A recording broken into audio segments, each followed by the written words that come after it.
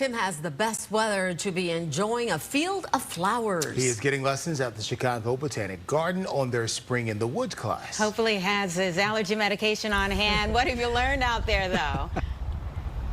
I'm having fun with phenology, guys. So here's this app. It's called Bud Burst. I'm going to try. It can help you identify plants, take a picture of it. Now it's searching to see what kind of plant it is based on that picture. And it's coming up something in the white fawn lily category. So here to tell us about it, somebody who can verify whether this was right. We were 1 for 1 earlier. Maybe we're 2 for 2.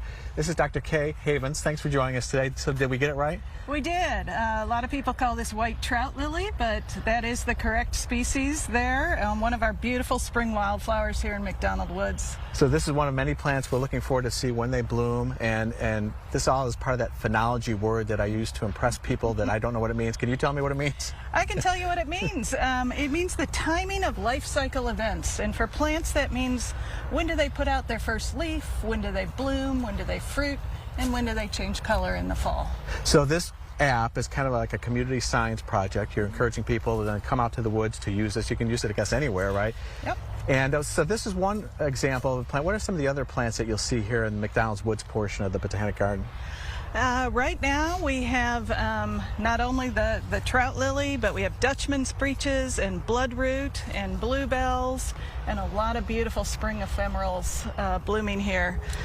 And we're going to probably break a record high. I was listening to Mike earlier today, and so it's been warm. And speaking of warm, we know that climate change is a real thing, and it's impacting seasons. And you saw it kind of anecdotally firsthand, you said, in D.C. a couple weeks ago, right? Yeah, I was in Washington, D.C. the last week of March, and I caught the tail end of the cherry blossoms there. And, you know, traditionally their cherry blossom festival's been mid-April, but they were almost done at the end of March this year.